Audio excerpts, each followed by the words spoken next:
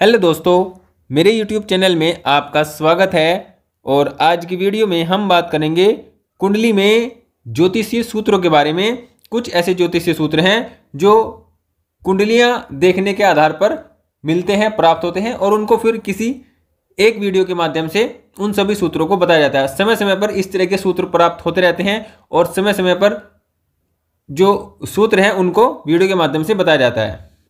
और ऐसे ज्योतिषीय सूत्र जो भी ज्योतिष में रुचि रखते हैं, ज्योतिष सीखना चाहते हैं, ज्योतिष की जानकारी रखते हैं, उनके लिए बेहद ही लाभदायक सिद्ध होते हैं। तो वीडियो अगर आपको अच्छी लगे तो प्लीज़ वीडियो को लाइक करें, चैनल को सब्सक्राइब करें। बात करते हैं पहले सूत्र के बारे में।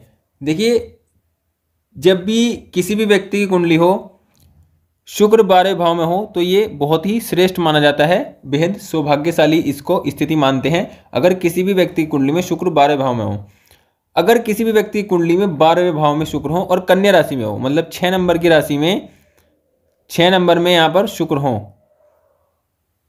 6 नंबर में अगर 12वें भाव में शुक्र है तो ये बेहद ही श्रेष्ठ होता है, अत्यंत श्रेष्ठ स्थिति इसकी होती है। कहने का मतलब ये है कि शुक्र 12वें भाव में सौभाग्यशाली बनाते हैं, अच्छा बनाते हैं, जीवन में हर पूर्ण सुख व्यक्ति को मिलता है। लेकिन जब शुक्र 12वें भाव में कन्या राशि में होते हैं तो ये बेहद ही श्रेष्ठ हो जाता है, अत्यंत श्रेष्ठ स्थिति इसको मान सकते हैं। ऐसे व्यक्ति जीवन में अपनी सुख सुविधाओं को या भौतिक सुखों की जो प्राप्ति है, भौतिक सुखों की जो इच्छा है, उसी सभी प्रकार की पूरी होती है।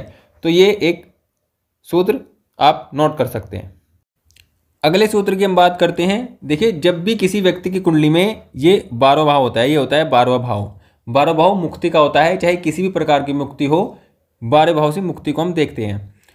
तो 12वें भाव का स्वामी जब 12वें भाव में हो, मतलब इस भाव का स्वामी, जैसे कि यहाँ पर अगर 5 नंबर है तो सूर्य यहाँ पर बैठे हों, या यहाँ पर अगर 11 नंबर है तो शनि यहीं पर बैठे हों, मतलब जो इस भाव में राशि होगी उसका स्वामी जब यहीं पर होगा या खुद की राशि में होगा, तो ऐसा व्यक्ति बहुत कंजूस टाइप का होता है, कंजूस किस्म का होता है। मतलब 12वें भाव का स्वामी अगर 12वें भाव में हो तो ये व्यक्ति की प्रवृत्ति को कंजूस का बनाता है, बहुत ही इस प्रकार की नेचर उसका होता है। अगले सूत्र की बात करते हैं। देखिए, अगला सूत्र बेहद ही जरूरी और इम्पोर्टेंट सूत्र इसको हम कह सकते हैं। देखिए, जब भी कुंडली में सूर्य तुला राशि में हो, 7 नंबर राशि में अगर सूर्य हो तो ये नीच राशि में सूर्य माने जाते हैं और यहाँ पर ये बुरा फल देने वाले माने जाते हैं। लेकिन ज्योतिष की कुछ ऐसी स्थितियाँ होती हैं जिसमें नीच राशि में उपस्थित ग्रह भी बहुत श्रेष्ठ फल देते हैं या अत्यंत श्रेष्ठ फल देते हैं। जैसे कि इस सूत्र की हम बात करते हैं, तो जब भी सूर्य तुला राशि में हो, मतलब सूर्य नीच राशि में हो और मंगल के प्रभाव में हो, प्रभाव का मतलब है कि मंगल साथ में बैठे हों या मंगल अपनी तीनों दृष्टि में से कोई सी दृष्टि से देख रहे हो, चतुर दृष्टि से हो, मतलब चतुर से अगर यहाँ पर हो या यहाँ पर हो या फिर यहाँ पर हो, मतलब अगर तुला राशि में सूर्य हो और मंगल के प्रभाव में हो, दृष्टि से हो या फिर एक साथ बैठे हो, मतलब युति में हो, दृष्टि में हो, मंगल के प्रभाव में हो, और ये जो कॉम्बिनेशन बने, ये अगर पहले भाव में हो, तीसरे भाव में हो, छठे में हो, 8वें में हो और 12वें में हो, तो ये एक अत्यंत श्रेष्ठ कॉम्बिनेशन होता है। ऐसा व्यक्ति जरूर सरकारी पद प्राप्त करता है, जरूर सरकार से लाभ लेता है, सरकार से जुड़कर काम करता है तो व्यक्ति को लाभ होता है। यह सरकारी नौकरी से व्यक्ति की जरूर लगती है अगर वह प्रयास करे, तो ये स्थिति होती है। अगर ये इस भाव में हो, इस भाव में हो, इस भाव में हो, मतलब पहले, तीसरे, छठे, 8वें, 12वें में हो, सूर्य तुला राशि में हो और मंगल के प्रभाव में हो, तो ये अत्यंत श्रेष्ठ स्थिति होती है सरकारी नौकरी के लिए। अगले सूत्र की बात करते हैं। देखिए, जो कुंडली में अष्टम भाव में केतु हो, ये केतु अगर अष्टम भाव में होते हैं, क्योंकि अष्टम भाव व्यक्ति की पीड़ा का होता है, दुख का होता है, ज्योतिष का होता है, रहस्यों का होता है, मतलब इन सब चीज़ों का जो होता है अष्टम भाव होता है, गुप्त चीज़ों का होता है, सीक्रेट्स होते हैं व्यक्ति के। और केतु भी इन सभी चीज़ों के होते हैं, अष्टम के एक तरह से हम कारक इनको मान सकते हैं। अष्टम के जो गुण होते हैं, भाव के गुण, वो बहुत सारे गुण केतु लिए रहते हैं।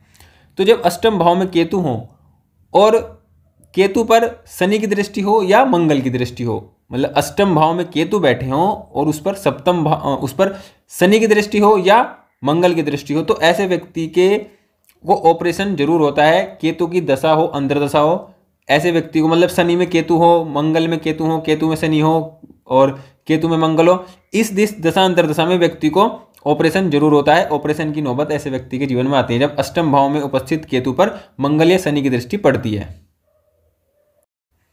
अगले सूत्र की हम बात करते हैं। देखिए, जब भी किसी व्यक्ति की कुंडली में पंचम भाव में शनि हो तो ये बेहद ही कष्टदायी होता है, व्यक्ति के जीवन में बहुत अधिक दुखों को देने वाला होता है।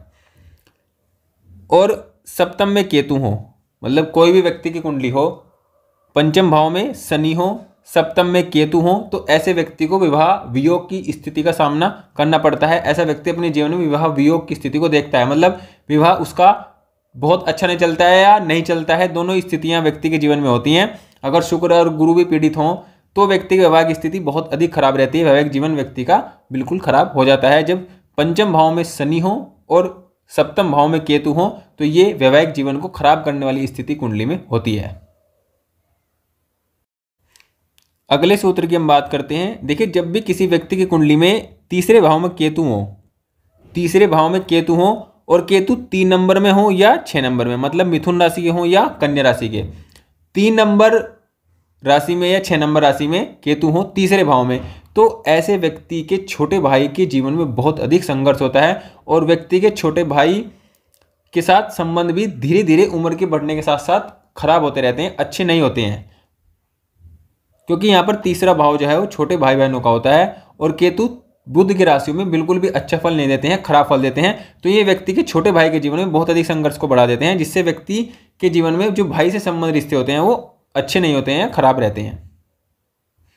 अगले सूत्र की हम बात करते हैं। देखिए, जब भी किसी व्यक्ति कुंडली हो, कुंडली किसी भी व्यक्ति की हो, किसी भी लगन की हो, अगर किसी भी व्यक्ति कुंडली में गुरु दशम भाव में हो, कुंडली में जब भी गुरु दशम भाव में होते हैं तो ये व्यक्ति के जीवन में बहुत अधिक समस्याओं को बढ़ाते हैं। ऐसे व्यक्ति के जीवन में समस्याएं बहुत अधिक होती हैं। किस प्रकार से? क्योंकि देखिए, दशम भाव होता है व्यक्ति के प्रोफेशन का होता है, मुख्य रूप से व्यक्ति के प्रोफेशन का होता है, राज्य कृपा का होता है, मान सम्मान का, पद प्रतिष्ठा, इन सब का होता है, पिता का होता है। तो इन सब चीज़ों का जो भाव होता है वो दशम भाव होता है, बहुत महत्वपूर्ण भाव होता है। अब जब गुरु दशम भाव में अगर बैठते हैं तो ये काल पुरुष के अकॉर्डिंग तो नीच राशि में आ जाते हैं, पहली बात तो ये इस वजह से कमजोर हो जाते हैं।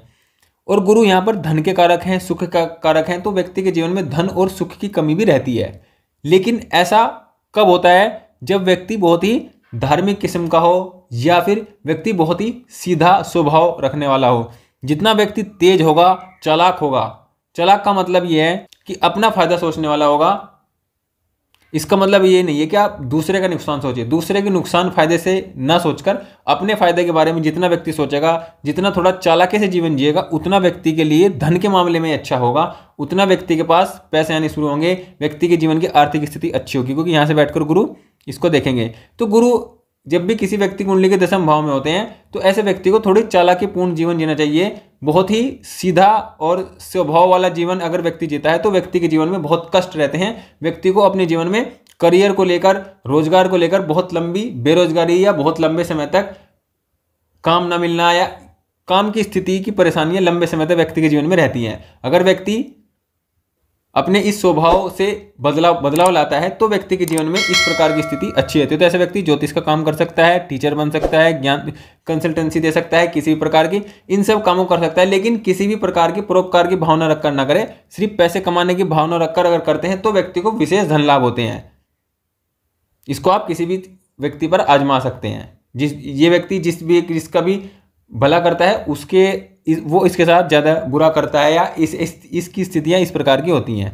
तो कहने का मतलब ये है कि सूत्र के अनुसार कुंडली में अगर गुरु दशम भाव में है तो ये व्यक्ति के जीवन को इस प्रकार बनाते हैं। व्यक्ति बहुत स्वभाव, शांत स्वभाव, सीधा टाइप का होता है, लेकिन उसको तेज होना चाहिए, चालाकी भरा जीवन जीना चाहिए, जिससे व्यक्ति के जीवन में धन की कमी ना हो। अदरवाइज व्यक्ति को धन की कमी रहती है। अगर गुरु दशम भाव में हो तो आप किसी की भी कुंडली में आजमा सकते हैं।